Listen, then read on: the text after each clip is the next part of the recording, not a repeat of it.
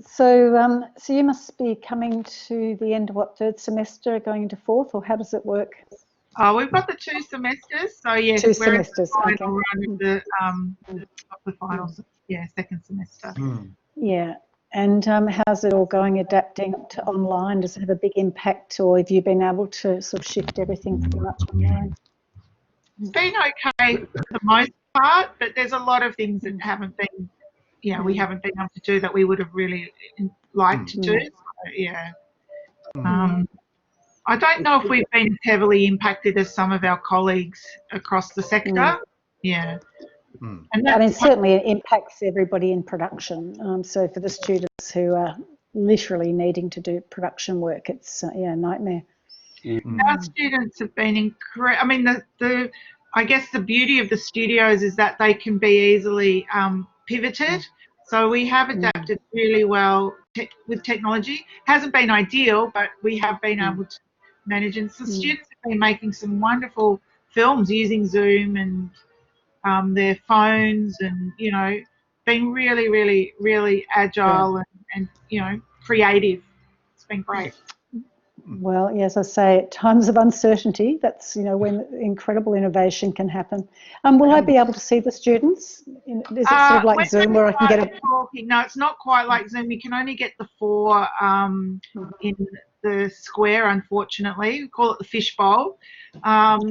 So when we can ask the students when they ask, if they want to ask questions, to put their camera on. But if you see on your screen, you'll see a little purple arrow in the corner, right-hand corner. If you open that, you'll be able to see there's a chat section.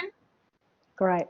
And then the people, that's who's in the room. So they're still just joining us at the moment. So they're piling in. We'll let them join in for a couple more minutes and then we'll get started. But in that chat section, you'll see students or staff who ask questions. So if I would really, really encourage, because I'd love students to ask questions and then to actually make the video, put it on so I can see who I'm talking to. Yeah, I'll remind the students that. That would be wonderful. We'll have our fingers crossed that they turn the cameras on. So everybody's still in their pajamas. I think that tends to be the consensus at this hour of the morning. Although I could say the same at my 3 o'clock class, but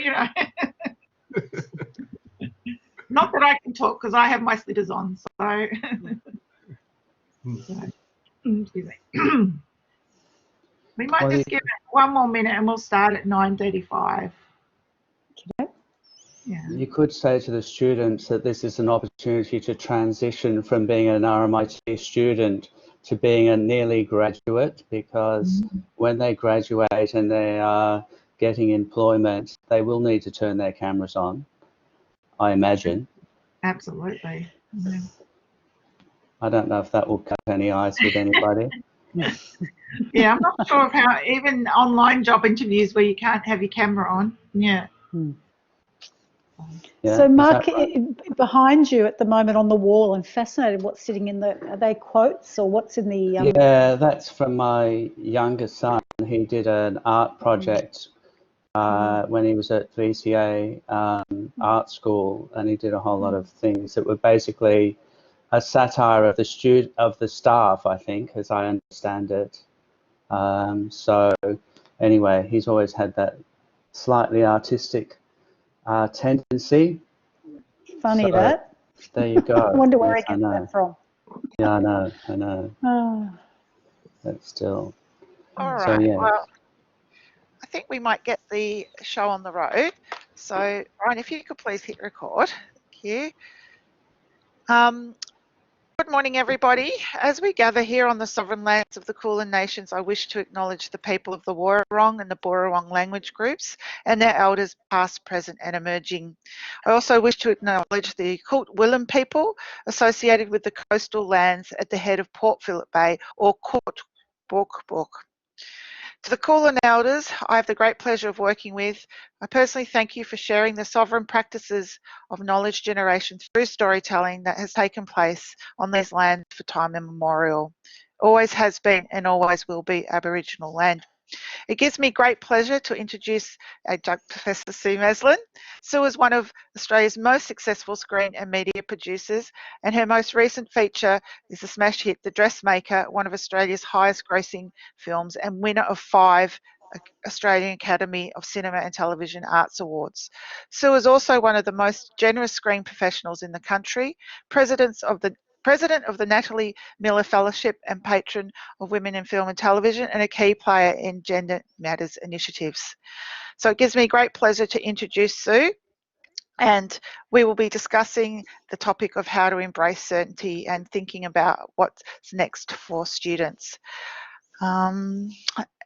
And yeah, so I think we'll begin the conversation. So I hope you don't mind, but we're going to start at the start, and I'm going to ask you if you could describe and tell us when you decided to become a producer, and what were some of the first steps that you took on this journey.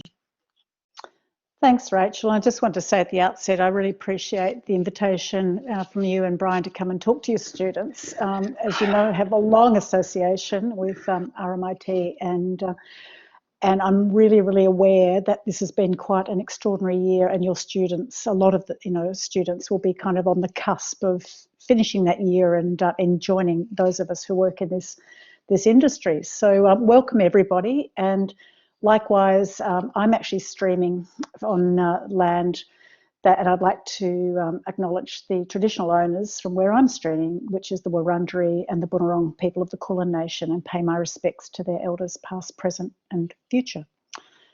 So to beginnings, a good story always has to have a beginning. In fact, there are probably not many stories out there that don't, but for mine, like all good stories, it's not where you would necessarily expect. I had no idea growing up as a kid from the country, because I grew up in the Riverina area of southern New South Wales, that filmmaking was even a thing, and certainly no aspirations to being a producer. So when I went away to uni, I thought I was on my way to being a vet or a marine biologist or working with animals, because that's where my love was, and I was interested in science. So I did a science degree, nothing to do with film. But it was more what happens when you do go to uni and your worldview explodes. And for me, it was, it was possible to think about things beyond what the future might hold as somebody doing a zoology degree, which might be one of increasing specialisation. In fact, what I was more interested in was the complete opposite, which was learning more and more about the world. And I didn't know what to do, so I just knew I couldn't keep doing what I was doing. So I just went looking around and to see what other courses might be on offer, and I literally stumbled into a media studies course, and it was life-changing. It, like for many of your students, it was just 24/7 film, television, photography, sound, theory, as well as practice. And it was like finding the thing that I most loved doing. So I just did a 1-year graduate diploma degree after I'd finished my science degree. I still to this day have no idea why they accepted me into the course. I must have been the wild card. But the real apprenticeship came after that year. So it's like having your eyes opened, but then in those days it was really, and I was in Canberra at ANU initially. There wasn't a film industry in Canberra, but it was a matter of getting access to the equipment and access to the editing suites and sound post-production. And it wasn't like today where everybody has access to the means of production. In those days I had to get aligned, which I did with becoming a tutor of the Canberra University Media Studies course. And I suppose that's where my love for teaching also began. It was probably right there, and I've kept the two going ever since. But once I had my hands on the gear and I could use it on weekends or after hours when it wasn't being used by students, then I just started making work. Writing, producing, directing, everything I could get my hands on. Rock clips, short docos, commissioned work, really boring as batshit type work, political documentaries, doing art work for youth theatre, just anything to keep that craft going. And it was probably a 5-year apprenticeship all up, because in that time I was making my first film, writing, directing, that at the end of that I realised, oh, it was actually the producing that was the thing that I most enjoyed doing. And that actually leads perfectly into the next question, which is if you could give us a little bit of an overview of what you understand, what the day-to-day of a producing gig is. And, whilst you're talking about that, tell us the parts that you love and perhaps the parts that you might put off from time to time. For sure. See, a lot of people really don't understand what a producer does, and certainly when people who love screen content see all of those endless credits roll up, and often, multiple descriptions of producers, it's really confusing. But really, at its heart, the job of the producer is to be a champion, and a champion for an idea and a creative team.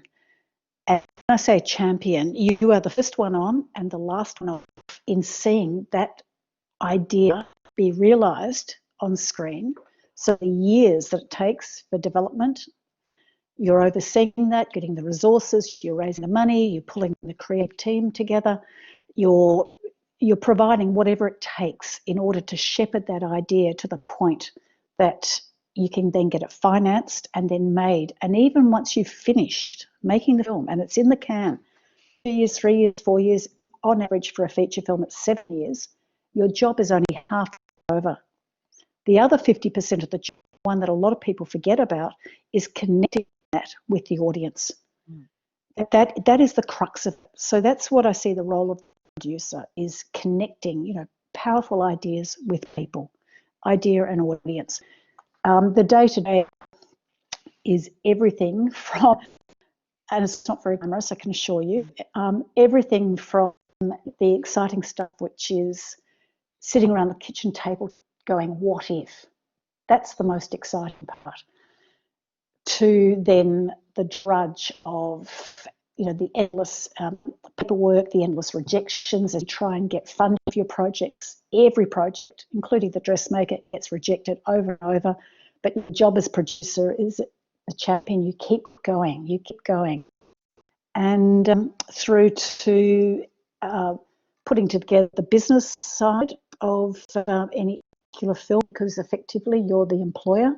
So you are legally responsible. It's your name on every single contract, and on a feature film that can be in excess of 300 contracts. Financially, it's your name on every financial document. You're responsible to investors, and creatively, you're responsible for the dream being realised up there on the screen. And then you've got to be able to fix things like your photocopier or fix things that go wrong at every stage of that process. So I guess the reason I love it is because of that overview. It's that the satisfaction that when it works, and it comes often when you're sitting in the audience, watching the film with an audience is the real payoff. But the payoff can go on for years. Films that I produced back in the early 80s, actually, the very first film that I did upon graduation was a documentary film called Thanks Girls and Goodbye, about women who worked in the land army on farms during the Second World War. I'm still working on that film. So we're now 33 years since that film came out, and I've just been licensing it to the old Treasury building museum, where it will be, it's on display now and will be there for next year. So these all films, will have a long life if you're driven by that philosophy, idea, connecting with people. That's a great, again, another great segue, Sue, into thinking about the industry more generally, and the kind of, well, I would argue, innovative model that you've utilised within your business. So do you want to talk a little bit about that that history, and when you had that realization and made those, just put those things into place for your business to be successful?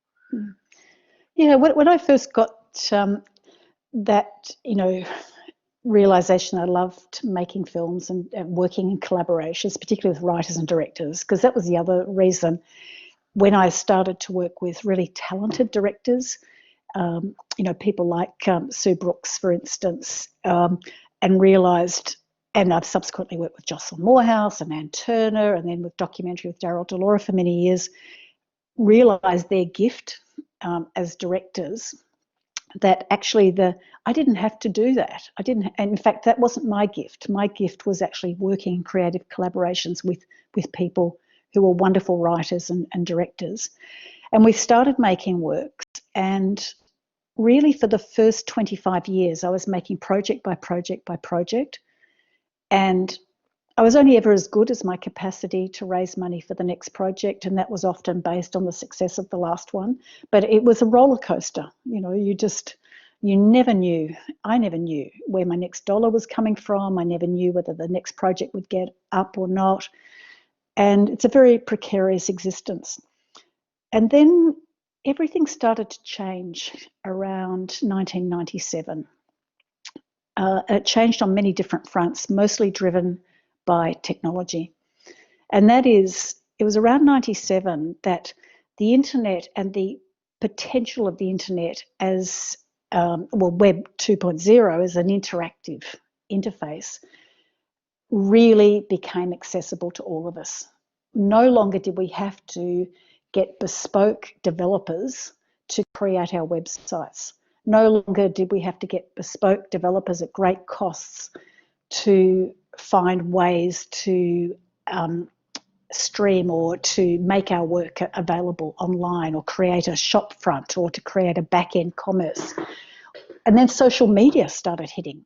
So that was a little bit later, but it was, what became evident was we didn't have to go to a third-party specialist to be in the middle of ourselves and our audience. So in 97, another thing happened, which was a financial innovation, and that is the producer offset. This is a tax mechanism that for the first time actually gave producers equity in their own productions and a stake and a motivation for the success of their productions. So I won't go into the complexities of producer offset now, but effectively it works as a tax rebate at the other end when you finished your film from government, up to 40% qualifying expenditure for a feature film, up to 20% for a television. And the trick was that rebate was not counted as government equity, it was counted as producer equity. So that gave us, as I say, a real stake in the success of our own work. So you put the technology together with the financial incentive and go, we've been doing this all wrong. What is it that we're really, really doing here? Yes, we're making screen content, but as a business, what are we doing? We're developing intellectual property for a market. So why don't we get the middle person out of that and start to find ways to sit in there ourselves, which is why in 1998 we established Film Art Media, as opposed to our production company, which was Film Art Doco. So Film Art Media is not and has never been a production company. It develops new ideas, it options work, it develops original scripts, it gets ideas to the point that they become market ready, and I go out and raise finance, at which point we set up another company to make the work. And that at the end, whether it's a feature film or it's digital media or it's television, at the other end, we then look at the completed work and where the rights go. Now, in a documentary, they come straight back to Film Art Media, and then we go and distribute and market the film. And we can do that online. We've had a shop running for years. It used to sell DVDs. It now does streaming and licenses rights. Or in a big production like The Dressmaker, those rights, I do bring in a third-party distributor i.e. Universal Pictures, because of the sheer amount of capital you need to go into a big wide release like we did with that film. I don't have that kind of money. So in that instance, we do assign the rights, but only the rights that they need. The rest of the rights we keep back in Film Art Media. And why? Because they're valuable. Intellectual property is valuable. And I really encourage, filmmakers to keep thinking about the myriad of ways, because there's many more than just what sits up on the screen. There are a myriad of ways that you can, take that intellectual property and, build on it such that it brings you back revenue. So for something like The Dressmaker, it meant that it was a year of battling over legal agreements, another job for the producer, because Universal Pictures said, no, Sue, no, we're a studio.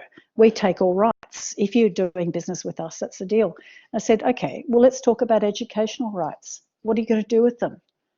Oh, well, we don't do educational. I said, okay, I want those rights. And they, it doesn't interfere with their commercial model. Those rights are incredibly valuable to Film Art Media. And so the first thing I did was make sure that we got the Dressmaker film together with the book back onto a recommended text for the curriculum for VCE. So things like that. And also, we're fascinated to see the work that you did in relation to the costumes and the Dressmaker. So yeah, the exhibition, that's story. another one. Yeah, so, the costumes, again, it's an asset. It's, it's intellectual property that's gone into the beautiful design, and it's something that people love. So together with Marion Boyce, the costume designer, and we just do a 50-50 split, we put together the costume exhibition and then toured it around Australia. And then, because we're not really in the business of running exhibitions, it got pretty exhausting. So I have now donated all the costumes to the National Film and Sound Archive. And now they're continuing to tour, and I just work with them with their exhibition. But I've got the license to, another thing that I got back in terms of rights was the making of the Dressmaker behind the scenes, because I thought, audiences will be really interested to know how those costumes got made. And indeed they are. So that has value as well. So you're creating a world, aren't you, with that piece of intellectual property? And some of it works as a cross promotion, but others also work as extending the story out for the audiences. Yeah, I think the days of thinking that you're making a film for the screen and that is your job as a producer are over. And so they should be, because we're doing so much more than that. Audiences, yes, the screen experience is at the heart, but it's one of a number of experiences that can sit around any given idea. And so I encourage, filmmakers, I encourage producers to think about what sits around the idea.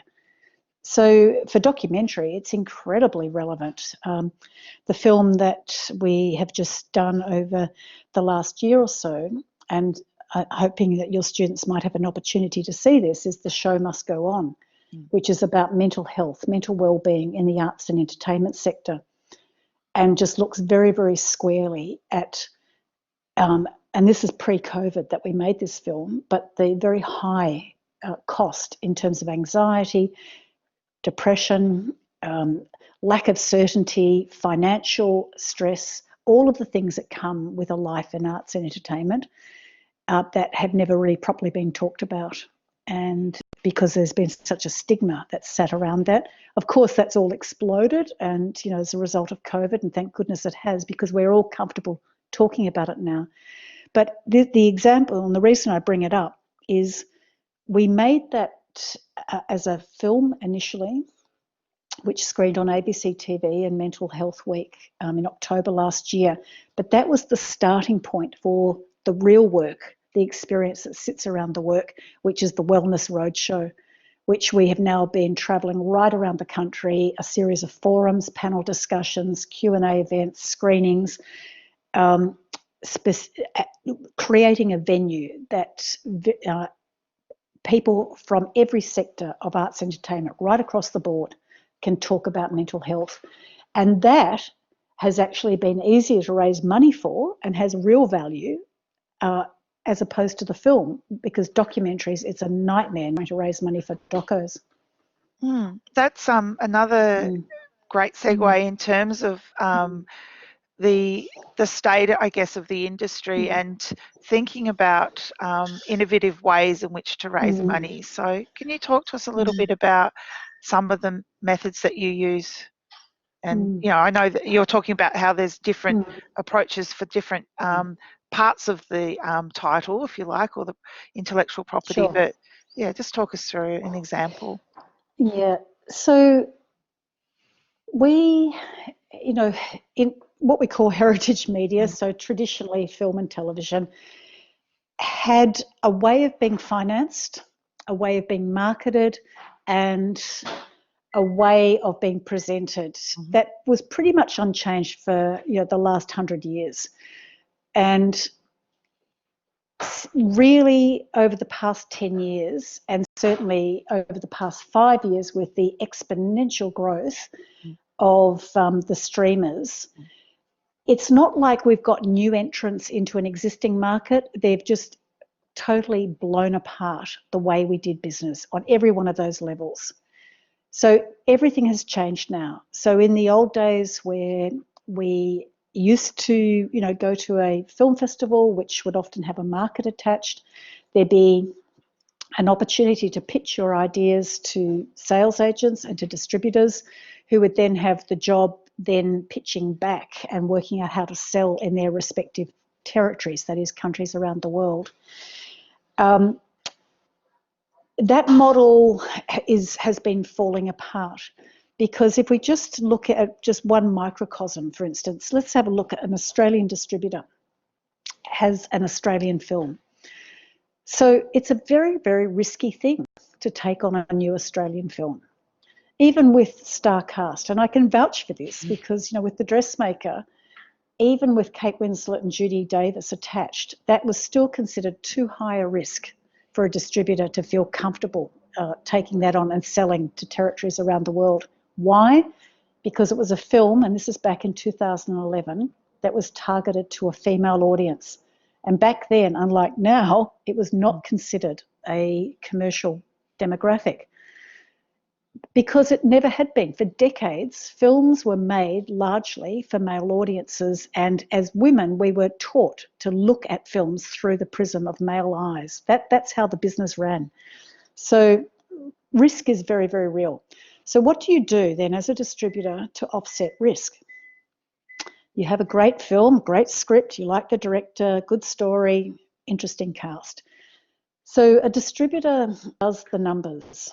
They look at that and they work out on the basis of what they call comps or comparatives, what similar films have earned in previous years, like probably over the past 5 years or so. So they get a picture of what they, in their mind, what they think this film is going to earn. Now in cinemas, particularly here in Australia, it's very, very rare for Australian films to do very well commercially. The vast, vast bulk of Australian films, feature films, have earned $1 million or less. The vast, vast bulk of those, $500,000 or less. So there's a kind of about 5% of Australian films that might earn a really good return at the cinema. And even up until 5 years ago, films that might have earned $3 to $5 million in the cinema now earn less than $1 million. Really, really good films. Why? Because everybody's going online. Everyone's looking at the long-form drama series or the long-form series offerings by Netflix, Amazon Prime, Hulu, Stan, on it goes. So the impact of that, and I know all of you will have read my paper, so I won't go into a huge amount of detail, but the impact of that is that it's very difficult now for distributors to take risk and offset it in the ways that they used to.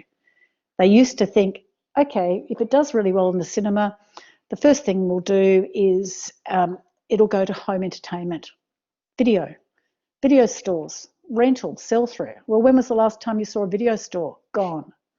Next thing is, okay, we sell it to pay TV and we'll get a really good price for pay TV. Foxtel, deep, deep trouble. It can't compete with the streamers. Those sales, gone. Next thing is we'll sell it to free-to-air television. Free-to-air television has been losing advertising revenue at about a rate of 4% per year for the last 5 years. They are in deep trouble. They are struggling for survival at the moment. So those kind of sales, gone.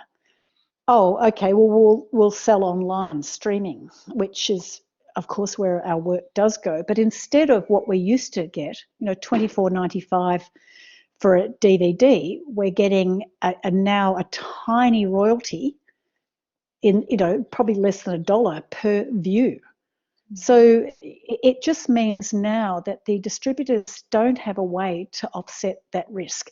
They might have taken 5 Australian films in the past. Now they'll do 1. So this is why we're in a very, very different era in terms of the market. What is bizarre about that is we're now making more feature films than we've ever made before in this country. Why? Because everybody can. They've got access to the means of production and can shoot it on an iPhone or shoot it on a Canon camera or can shoot it on, any numbers of really accessible quality broadcast cinema quality cameras now and edit on their Final Cut Pro and then put it on YouTube. Yeah. So we're in a very, very strange time of upheaval right now. And then COVID hits. The change has been coming for 5 years. It is now being turbocharged and everything's changing in a matter of months. So very, very interesting time ahead. And I'm an optimist, and I know that this is going to throw up all sorts of opportunities going forward. We were going to have to talk about about COVID. You can't be in 2020 and not discuss that. So I guess I have 2 questions in relation to that. One is, how have you been coping as an individual and as an experienced producer? And do you at this stage see any of the upsides from the COVID experience for the industry? Because I know that there's some people who are really, really struggling. Obviously, production has essentially closed down, especially in Melbourne, and we do a whole lot of titles here. I think Neighbours is about the only thing that was still going, and I'm not even sure if it's still going during stage 4. So, so how have you been coping, and what do you see some of the upsides coming out of it? Yeah, so the first week of April, we had been running events for The Show Must Go On, wellness events in cinemas, 2 forums around the country, and we had at that probably maybe about 6 bookings lined up for events. All of those were cancelled by midday on that first announcement of the shutdowns. And we were facing completely losing all of our business and projected income. And we just had to act really, really fast and turn everything around so we could deliver online. So it meant, getting very familiar with Zoom very, very quickly and restructuring what we were doing so that it could be delivered in an online environment, which, of course, when you're doing this kind of thing, you can. And we were able to get all of the tracks back, bar 1.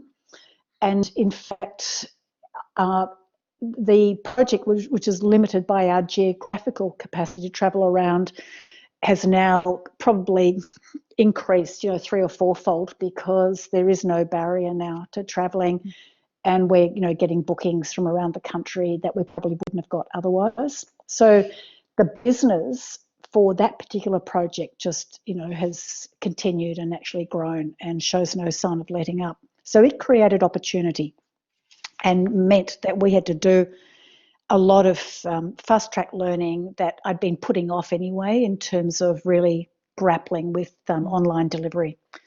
So that was a really positive aspect. I was fortunate in that the productions that we had been involved with were all in post. So we've been able to continue finishing those films. I've put on hold anything because I was in Berlin in February, pitching my next feature film, working with my co-producer, gearing up to get that film financed and hopefully start shooting at the beginning of next year. Impossible. So everything has kind of been put on hold. So production, forget it. And then, because we are in a very, very surreal position right now where I literally have a theatrical release opening nationally, and this will be announced tomorrow, Brazen Hussies in cinemas right around the country on the 5th of November. So I'm actually managing from this room where I'm sitting now a national release in cinemas where I don't know whether they're open or not. And I've had to take on that risk because you can't go into a theatrical release half-heartedly. You know, you need to do the campaign, you need to do all of the, you know, get the DCPs and the posters and the trailer and all of that kind of stuff out. So here in Victoria, you know, we haven't got a cinema to screen it in yet, but we've got to keep going forward. So it's a very, very strange position to be in, but at the same time, it's just meant that I've kind of had to rethink completely the way that I'm doing business and realising that so much can be done from a desk, an internet connection, a phone, and going forward, I'm not going to be jumping on and off planes like I used to. I've got no interest in doing that when I realised just how much we can do from here. Great. We have a couple of questions appearing in the chat. The first one is, can you tell us a little bit about Brazen Hussies? Because I think a few people, even the title itself is fascinating. So just give us, tell us a little bit about it. In the background, I'm going to ask Brian to do me a favour. Brian, can you just go on to brazenhussies.com.au and bring up the trailer? And then I think we should play the trailer. So is that possible, Brian? I'm trying, yep. Okay, no worries. So just while we're talking, you can be doing that and then just jump in when you're ready. So Brazen Hussies is a feature documentary film that looks at the women who reignited a sort of a revolution for women in this country with the second wave women's liberation movement. So from 1965 to 1975, we're looking at that 10-year period and just how grassroots action and this group of women, some of whom adopted radical feminist strategies, some of whom adopted reformist strategies of working with government, and very effectively because, of course, 1972, the Whitlam government was voted in. So we had all of these different ways that were outrageous, effective, and just changed in society forever. And so many young women look at this film that we've shown it to, just testing to so far, who just said we had no idea. We had no idea that's what it was like back then. So I'm really looking forward to it. Yeah, it's a film for contemporary audiences, for young people now, particularly women. Okay. Right. We can give it a go. Okay. The audio will just have to come through the screen a bit, but we'll. Oh, doesn't it have audio? It's really very tricky in this application. All right. Okay. No worries. But it should Let's give it a go. Okay. Looking good? Yep. What you're really saying is that you men are superior in every way to all women. Well, that's putting it very simplistically, but basically, yes. It's really hard to explain what it was like growing up in the 50s. We were conditioned to be servants to men. All of us were hijacked in this kind of like domestic nightmare.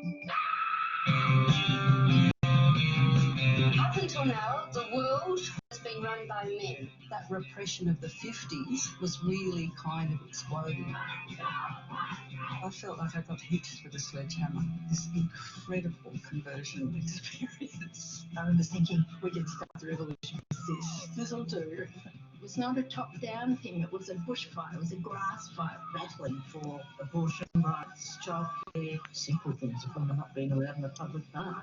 I think men feel women's liberation is a threat to their manhood. And it really is a threat to their manhood because their manhood is phony. Every time, put down, tell them to go to something. In the past business was not interested in women unless there was a cat fight. How far can we work within a system that we need to get rid of? Fighting each other, reform versus revolution. Lesbians in the women's movement were seen as a hindrance. I found a lot of women's groups really racist. I mean, and unconscious racism. The most oppressed people in this country is the black women. They were singling out behaviour within the movement. We all ask ourselves, is that me? People who make revolutions get burnt, but it's also completely accelerated.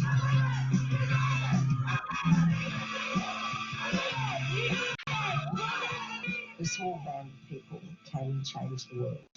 We should always band together. Whenever we have a chance, band together.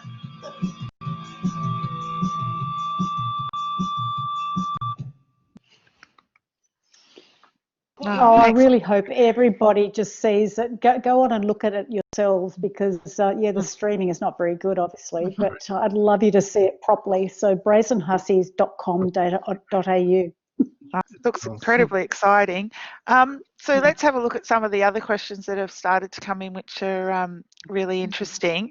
Aaron asks, do you think the rise of overseas productions coming here to film are going to make the Australian films less commercially viable to make? I think they're two separate things, Aaron. We're in this situation at the moment where, particularly for the states like Queensland and New South Wales and Western Australia, are very, very actively, promoting their studios, their facilities, their locations for international filming. And they're doing that for a couple of reasons. One, because Australia is relatively COVID safe, and then secondly, because the Australian dollar is pretty low at the moment, so they get, really good value for money. This has been going on for a very long time, and it's like a separate industry that sits alongside the local industry.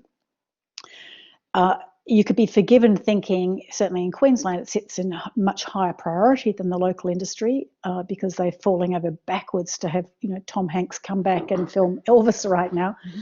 But fair enough, they got halfway through the shoot before it got shut down. The theory is that by having those incoming productions, they bring money into the local sector, and it is absolutely true. They keep our post-production sector viable, because Australia is not a big enough industry to keep the post-production houses, the sound studios, the grading labs, all the rest of it, without those overseas productions. They also keep crews employed, but they don't necessarily help, local production per se. And it is something that, we've got to watch really carefully going forward, because right at the moment, COVID has put the brakes on any production. The streamers and the changed business model has meant that the way we did business has collapsed, and we're having to all find new ways of doing business and new ways of funding our films.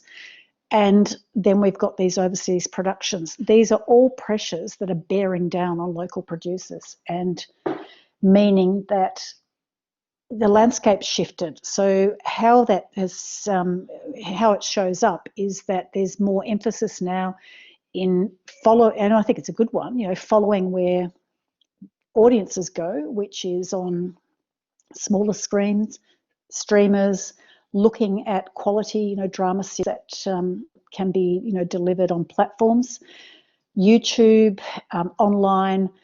The problem with those is that they're dominated either by a business model, i.e. Netflix and Amazon, that to date has not invested or commissioned much out of Australia, or a business model that is like gambling.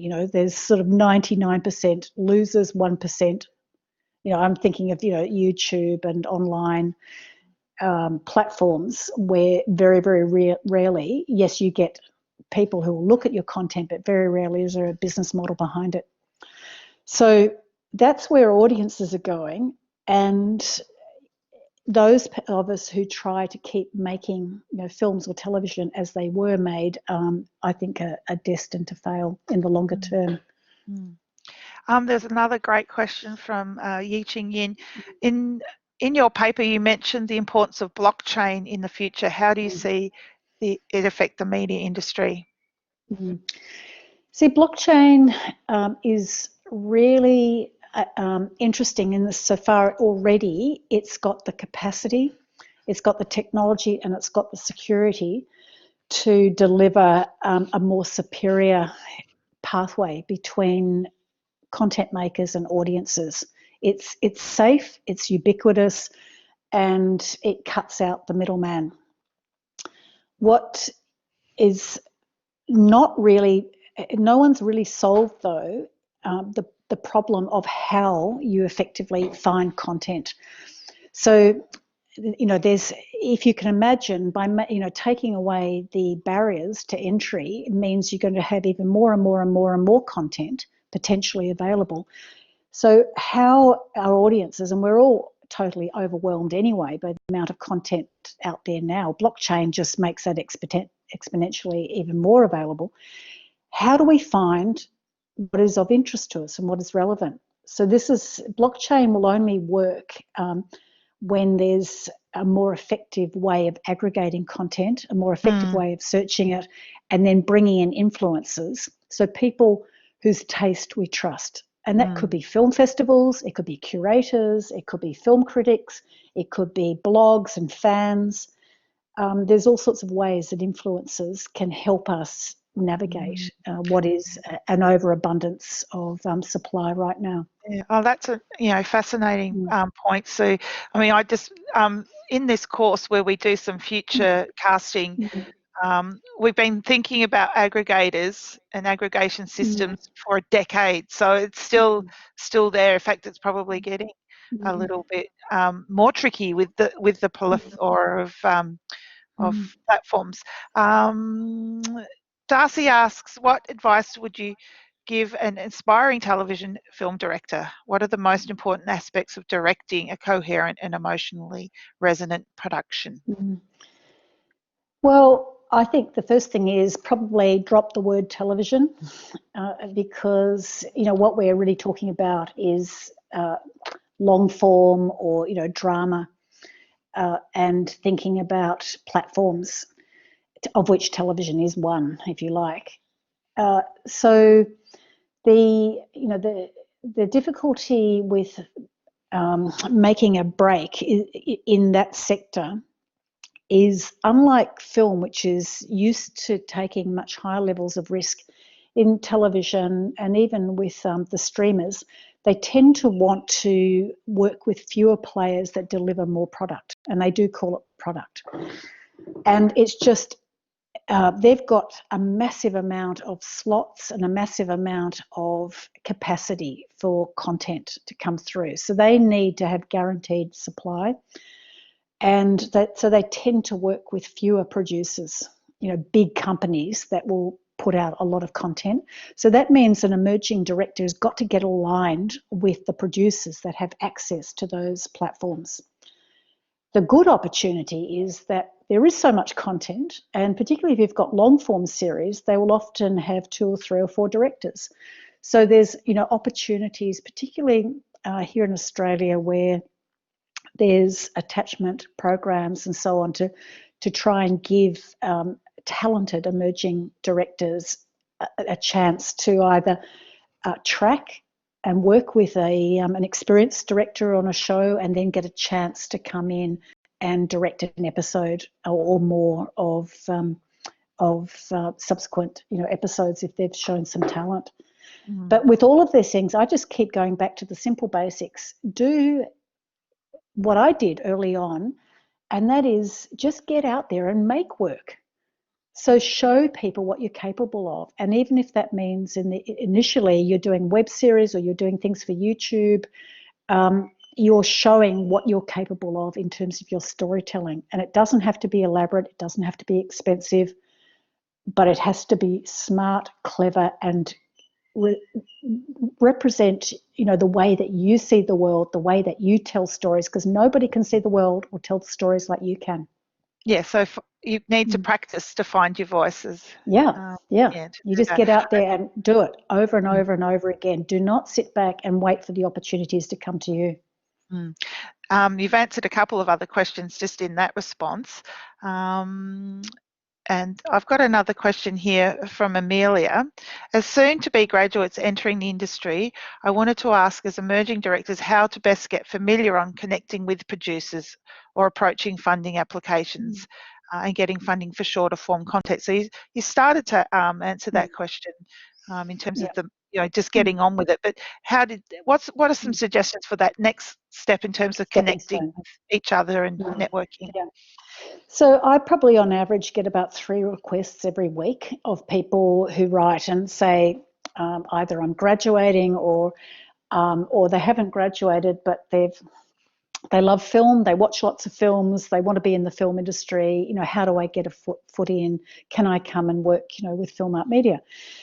And I do actually respond to when people approach, but most of the time they do not get past first base because they haven't done a couple of things. One is actually demonstrate their commitment. And by demonstrating their commitment, I mean, show me what you've done. Show me your clips. Show me, that you've gone out there and either upon graduation or with your short films that you've been trying to get them into festivals or you've been getting things made. So looking at what people have done is really, really important. That's what I did. That's why I kept, for those 2 years after graduating, just kept making stuff. When I did my first application, it was to Sydney. I was from Canberra. Nobody had a clue who I was, but boy, did I have something to show. So that was the first part. The second thing is focus. Why is it that you want to be in this industry, and what is it that you want to do? What is your focus? And if somebody is really focused, then you're more likely to respond to that rather than a kind of catch-all, I want to get into the industry. And then the third thing is have a specific goal, have a specific request.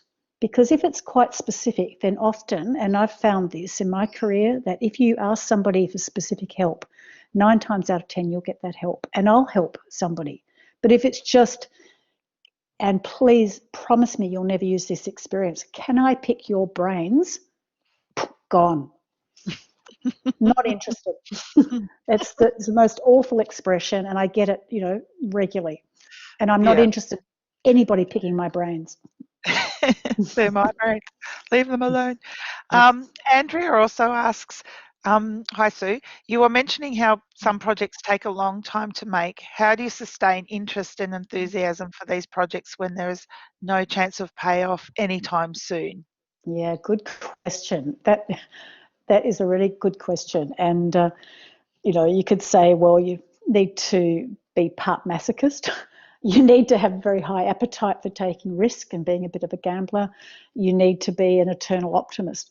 But I guess the real way of answering that question is that I will not get onto a project and get involved with a project from the outset unless it is a really, really compelling, exciting, great, not good.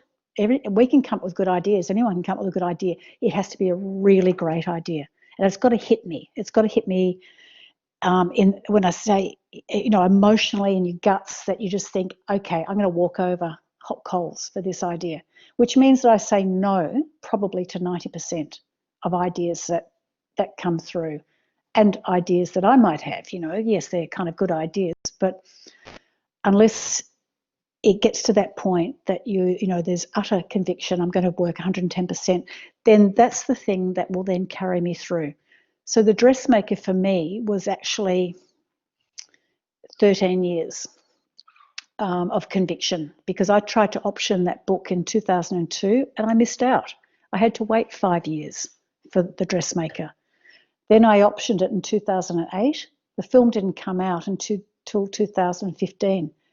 So, over that 7-year period, I had to wait another 2 years to bring on Jocelyn Moorhouse, go to America twice to convince her to come back, you know, rejections all the way along, knocked back for optioning the book, knocked back by the director, but just kept going. And then wait for another year for Kate Winslet to get back to us, having sent her the script with everybody saying, you're nuts, why are you still waiting? And then when she had said yes and I had raised the finance, then she was pregnant. So we had to wait another year to get the film finished. Sorry, to get the film started, I should say. So, yes, what keeps you going through that? For me, it's just that conviction at the outset. I still to this day think you get one dressmaker in your career, and I knew it. I knew it at the start, and, you know, you walk over hot coals for it. So you need that deep-seated passion and connection. We're just going to wind it up, Sue, but I just wondered if you had any parting advice for our graduates who are about to enter the, you know, we've got 5 more weeks of classes, and then it's out into a different kind of world. So I just was wondering if you had any final words that you'd like to say. I think that, you know, the final words I'd like to say is think about why you wanted to do this course in the first place, and what is it that you love, and what is it that still makes you curious and excited about working in screen. And stay true to that and realise that at the heart of that, there's probably a desire to tell a story and a desire to connect with people. So never ever lose sight of that, and know that it's going to be really tough. It is. There's no two ways about it. You need a lot of courage. You need a lot of persistence. But if you just keep going back to, why do I really want to do this, and stick with that. And if you really don't want to do it, then get out now. Don't just save yourself the heartbreak and do something else with your lives. But if you're still convinced now, then yeah, just keep going forward with it. Thank you, Sue. I just have one lovely thank you that I want to share with you. So Andrea says, thank you. Also, congratulations on making the gay dream of setting fire to your backwards hometown come to life. So that scene, it's so iconic, isn't it? You know, it's entered into the lexicon of Australian cinema, and obviously speaks to large amounts of audiences across the country, in fact across the world, I would say. So yeah, a little bit of a revenge every now and then goes a long way. Absolutely. Okay. As well, motivation. thank you very much. So thank you, Sue, and I think you're going to get lots of claps in the chat if you want to just stick around to see everybody saying thank you. So yeah, we really enjoyed it. Thank you, everyone. Great to be on with Thanks. you, and all the best with the rest of your year. Okay. Thanks, Sue. Bye, everyone. Thank you so much, Sue. That's great to hear. Appreciate it.